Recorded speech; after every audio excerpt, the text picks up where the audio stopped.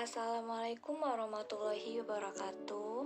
Perkenalkan, nama saya Elsa Komalasari dari kelas 5B NIM 61. Kali ini saya akan membahas mengenai keseimbangan perekonomian terbuka.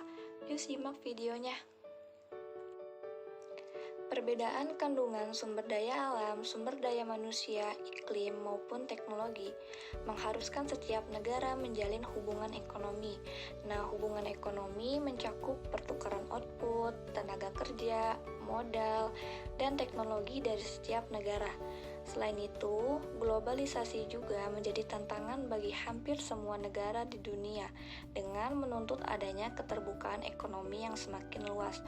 Nah, perekonomian negara yang melakukan hubungan ekonomi dengan negara lain disebut sebagai perekonomian terbuka. Negara dengan perekonomian terbuka adalah negara yang melakukan kegiatan ekspor-impor barang atau jasa, serta meminjam atau memberikan pinjaman pada pasar modal dunia. Keterbukaan ekonomi dapat memberikan peluang untuk mengekspor barang yang faktor produksinya menggunakan sumber daya berlimpah dan mengimpor barang yang faktor produksinya langka atau mahal jika diproduksi di dalam negeri. Menurut teori pertumbuhan ekonomi modern, keterbukaan ekonomi diyakini dapat mendorong pertumbuhan ekonomi suatu negara. Nah, keterbukaan ekonomi dapat memberikan peluang untuk mengekspor barang yang faktor produksinya menggunakan sumber daya melimpah dan mengimpor barang yang faktor produksinya langka atau mahal jika diproduksi di dalam negeri. Menurut teori pertumbuhan ekonomi modern, keterbukaan ekonomi diyakini dapat mendorong pertumbuhan ekonomi suatu negara.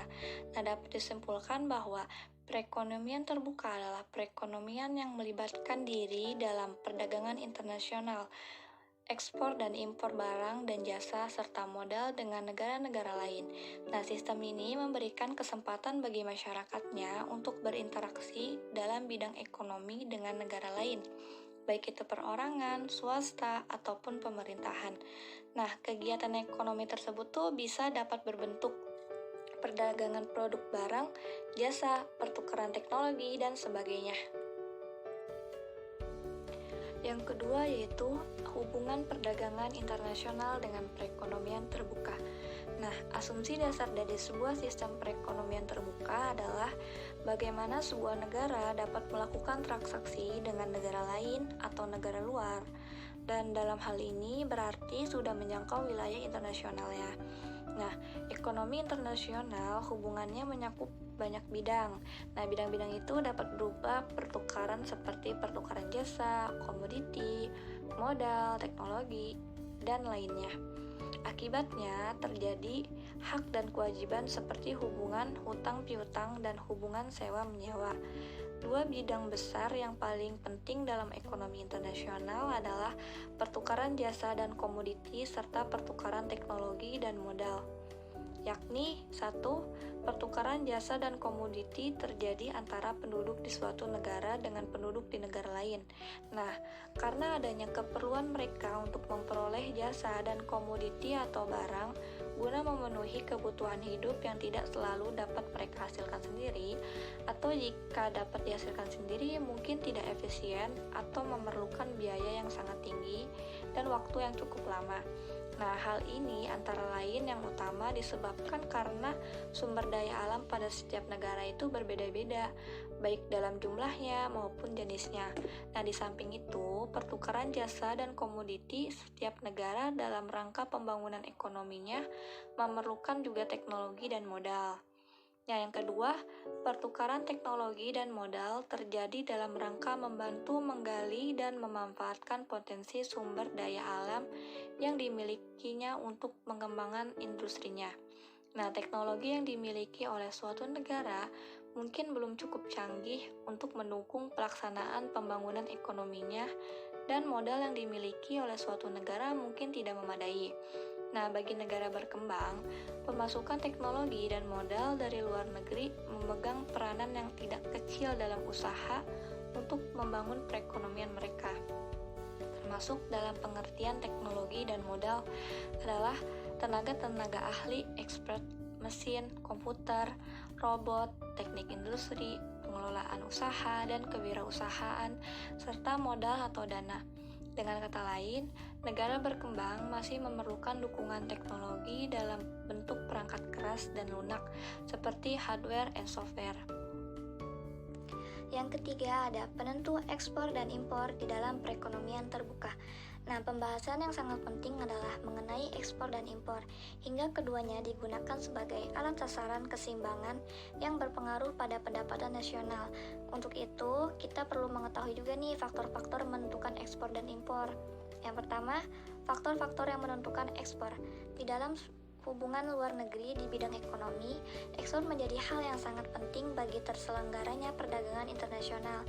Dan di sebagian negara, ekspor sangat penting, yaitu meliputi bagian yang cukup besar dari pendapatan nasional. Semua negara dapat mengekspor barang produksinya ke negara lain apabila lalu B. Kebutuhan akan barang yang diproduksi oleh negara lain dan pendapatan negara lain. Apabila seseorang pengusaha atau perusahaan ingin melakukan kegiatan ekspor, maka hendaknya barang tersebut diperlukan negara lain dan mereka tidak dapat memproduksi barang tersebut, atau produksinya itu tidak dapat memenuhi keperluan dalam negeri. Karena kegiatan ekspor tidak akan ada artinya jika negara lain memiliki barang yang akan diekspor tersebut dalam jumlah yang banyak, sehingga tidak perlu lagi memerlukan barang yang sama dari luar negeri. Yang ketiga, kemampuan suatu negara untuk mengeluarkan barang-barang yang dapat bersaing dalam pasaran luar negeri. Maksudnya, mutu dan harga barang yang diekspor tersebut haruslah paling sedikit sama baiknya dengan yang diperjualbelikan dalam pasaran luar negeri. Nah, cita rasa masyarakat di luar negeri ini terhadap barang yang diekspor ke luar negeri itu sangat penting peranannya dalam menentukan ekspor suatu negara. Secara umum, boleh dikatakan bahwa semakin banyak jenis barang yang mempunyai keistimewaan yang sedemikian yang hasilnya oleh suatu negara, semakin banyak ekspor yang dapat dikeluarkan atau dilakukan. Nah, pendapatan nasional dianggap bukan penentu penting dari ekspor sebuah negara. Ekspor akan secara langsung mempengaruhi pendapatan nasional, akan tetapi hubungan yang sebaliknya tidak selalu berlaku, yakni kenaikan pendapatan nasional belum tentu menaikkan ekspor, oleh karena pendapatan nasional dapat mengalami kenaikan sebagai akibat kenaikan pengeluaran rumah tangga, investasi perusahaan, pengeluaran pemerintah, dan penggantian barang impor dengan barang buatan dalam negeri. Yang keempat, perkembangan teknologi selalu menimbulkan perubahan-perubahan penyebaran ilmu pengetahuan serta penerapan dari ilmu pengetahuan di dalam teknik-teknik memproduksi baru dengan biaya yang lebih murah. Penemuan barang-barang baru juga misalnya dapat dengan kemajuan teknologi, suatu barang tuh bisa mempunyai utility yang tinggi. Kesemuanya diproduksikan secara komersial sehingga dengan skala yang lebih besar dapat dihasilkan harga yang lebih murah. Ini berarti dapat ditekan terhadap barang yang kegunaannya lebih tinggi. Yang kelima, perubahan cita rasa penduduk luar negeri. Cita rasa atau selera masyarakat memang salah satu faktor yang mempengaruhi kegiatan ekspor ini, karena para eksportir harus memanfaatkan peluang yang ada atau membuat peluang bisnis baru untuk memasarkan barang-barang yang tidak kalah saing dengan produk luar negeri. Cita rasa masyarakat luar negeri terhadap barang-barang yang dibuat dalam negeri juga tidak jarang karena mengikuti mode atau tren dari masa ke masa. Melihat dari seberapa menariknya barang tersebut di mata mereka atau seberapa penting dan bermanfaatnya barang tersebut daya saing di pasaran luar negeri. Hal ini terjadi karena beberapa alasan, diantaranya misalnya karena kemajuan di negara lain yaitu pertumbuhan ekonomi yang lebih pesat sehingga menaikkan permintaan atas ekspor negara tersebut, sehingga mau tidak mau barang atau produk yang dibuat oleh para pengusaha dalam negeri harus bersaing dengan negara lain yang sangat ketat. Hal ini juga berkaitan dengan kemajuan teknologi sehingga harus mendorong para pengusaha untuk membuat produknya lebih unggul dan menarik. Yang ketujuh, hubungan politik atau kerjasama antar negara. Hal ini berkaitan dengan kesepakatan atas kerjasama yang telah dibuat antar negara. Dengan adanya kerjasama ini, maka kegiatan ekspor setidaknya tidak akan terhalangi oleh peraturan hukum maupun perundang-undangan yang berlaku di setiap negara, karena setiap negara memiliki kriteria tersendiri bagi barang-barang yang akan diekspornya. Syarat keseimbangan terbuka. Keseimbangan dapat diperoleh ketika penawaran agregat sama dengan pengeluaran agregat, serta suntikan sama dengan bocoran. Barang dan jasa yang diperjualbelikan di dalam negeri terdiri dari barang produksi dalam negeri dan diimpor dari luar negeri. Penawaran agregat atau AS terdiri dari pendapatan nasional atau Y dan impor atau M.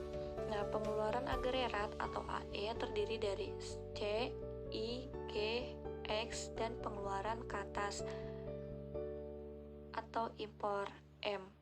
Dalam setiap perekonomian, entah 3 sektor atau 4 sektor, keseimbangan pendapatan nasional dicapai apabila penawaran agregat atau AS sama dengan pengeluaran agregat atau AE. Dengan demikian, dalam perekonomian terbuka, keseimbangan pendapatan nasional akan tercapai apabila Y plus M sama dengan C plus I plus G plus X atau Y sama dengan C ditambah I ditambah G ditambah buka kurung X dikurang M. Mungkin cukup sekian penjelasan materi mengenai hubungan perekonomian terbuka. Semoga dapat dipahami dan dapat dimengerti dan bermanfaat untuk kita semua. Terima kasih. Wassalamualaikum warahmatullahi wabarakatuh.